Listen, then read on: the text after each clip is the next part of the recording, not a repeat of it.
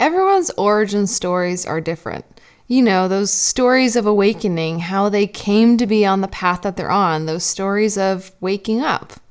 I've talked about my own origin story in a few different places, how I came into this crazy world of herbalism, spirituality, and alternative healing, but I've been pretty quiet about a lot of the details of this story, until now.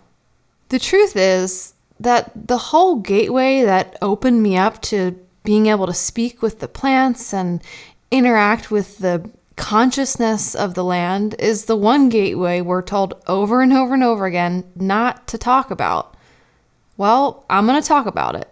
I'm Asia Suler of One Willow Apothecaries, and this is the story about how my vaginal health and connection to my sexuality was what initiated me into this whole path of herbalism, spirituality, and alternative healing.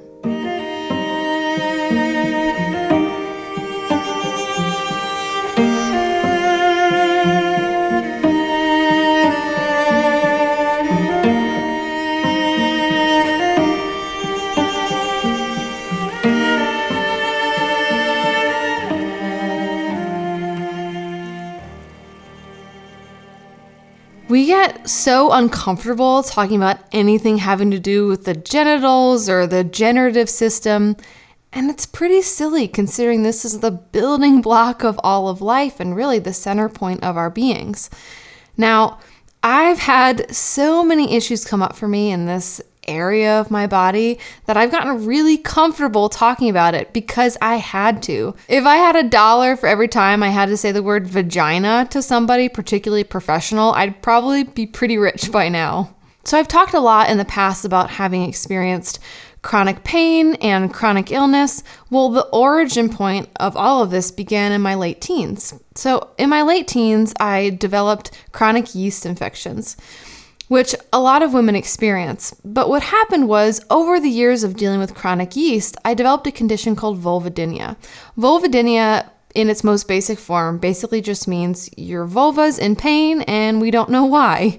So for me, these chronic infections snowballed into chronic muscular and nerve pain. So all told, the thick of this experience lasted about 5 years of intense pain and discomfort. I often say that, my experience at that time was probably pretty different than a lot of people I was surrounded by. I was in college at the time. People were freewheeling, having a good time. And here I was, many days running home after class, just wanting to tear off my clothes because even wearing things like pants or underwear was so uncomfortable. So my journey went on from this point, and I also ended up dealing with chronic bacterial vaginosis. So you can see there was a whole succession of health issues that I have dealt with at this point now over a decade, focusing on this one system in my body. The reasons behind why this are manifesting are deep and manifold. And what I can say is that me learning how to heal myself was a process. So it was a process of unpacking trauma that I had experienced in my life.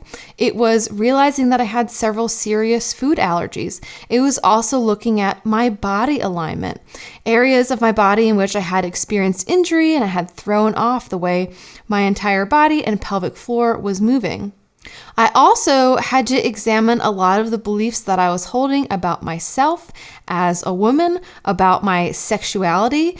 I had to examine my relationships and boundaries. There was so much learning wrapped up in what at the time was a set of chronic conditions that no traditional Western doctor seemed to be able to help me with. In fact, I remember the pinnacle of my experience where I turned away from sort of traditional Western medicine and started looking at alternative healing was when I was told that my only recourse was to get surgery to actually remove nerve endings from my vagina, which is just so intense. And you can imagine that I wanted another option. So one of the things I often say is that the world inside my body was so uncomfortable, I started going out. And this is really when I started talking to trees, interacting with plants. And from the get-go, I knew that this was happening for a reason, even if sometimes all I wanted to do is cry and hide under the covers and pretend like it wasn't happening or didn't exist, which is pretty much what the rest of the world seemed to be doing anytime the topic of vagina came up. But one thing I have since realized that has been so important for me is this. Oftentimes, the area in your body or your life where the most problems arise is actually showing you where your greatest power lies. Oftentimes, I think we have an issue with a part of our body and we think, oh, that's my weak spot. But what I realized is we're having issues in parts of our body because actually that's where a certain superpower of ours lives. And we're being asked to pay attention and really develop a deep connection with that area of ourselves. And I truly believe we're in a moment of time in which we are being asked to drop back into a realization of how powerful our vaginas are, of how powerful this part of our body truly is. And I'm going to tell you now, throughout my practice, I cannot even say how many people I see who are manifesting issues in this area of their body. And I think it's personal, but I also think it's part of this deep collective healing that we are undergoing right now to clear and heal historical trauma and really create a way forward that is inclusive and that is recognizing of the power that truly lives here. So I think it's helpful to look at some statistics to understand what an epidemic this is. So these statistics use binary language, but you get the gist. So 75% of women in the United States will experience at least one yeast infection in their lifetime. 30% of women are currently living with bacterial vaginosis, and 30% of women also report experiencing pain with sex. And 10% of women, that's 1 out of 10, women that you meet in this country will say that they experience chronic genital pain. So this is not a fringe issue, which you think it would be considering how little we talk about it. But when I'm in a room of people, all of which have vaginas, and I ask them to raise their hand how many people have experienced this, pretty much everyone's hand in the room goes up, whether one time, whether chronically, and especially whether they know anyone else who's experienced this. We are all in this together. So I have to say, my whole work and the reason why I am where I am right now comes from this space of being asked to really engage with and develop a relationship with this part of myself that I'm often told to ignore or at least be silent about. And I'm going to tell you through the research that I've done and the wealth of my personal experience, I've found that vaginas are actually way more magical than we ever thought they were. In fact, you might consider a vagina both a portal and an oracle. So portals are entrances or gateways, but portals are something that oftentimes transport you. They actually open up new fields of understanding. When we think about going through a portal, whether that's on the computer or in mythology, portals actually open up a whole new world, way of seeing, experiencing, a whole new variety of experience. Portals are magical. They have this ability to transport and connect. And I'm going to tell you, if vaginas are anything, then they are portals. I mean, heck, this is where people come into the world out of. It's crazy to me that we so often dismiss the power that lives here when this is an amazing origin point, and we see this all throughout old archaeology, specifically in the Neolithic period and even earlier. There is a reason why this part on the body was so revered. Vaginas are also oracles. Oracles are agents through which the divine speaks. They're often these source points for prophecy and wisdom and guidance. And one of the things that I found is that of all the areas of my body, my vagina communicates the most loudly. My vagina will let me know if I'm in my integrity or if I'm not, if a situation is safe or it isn't. And there's actually a lot of emergent science that shows this connection between the vagina and our brain and our central nervous system that explains why it is this part of our body is such an amazing connection into understanding ourselves, our safety, our role in the wider landscape. and that truly our vaginas are oracles. We just need to learn how to listen. So if any of this information is resonating with you or stirring you up or simply piquing your interest, I invite you to come join me for my new online class, Multidimensional Vaginal Healing.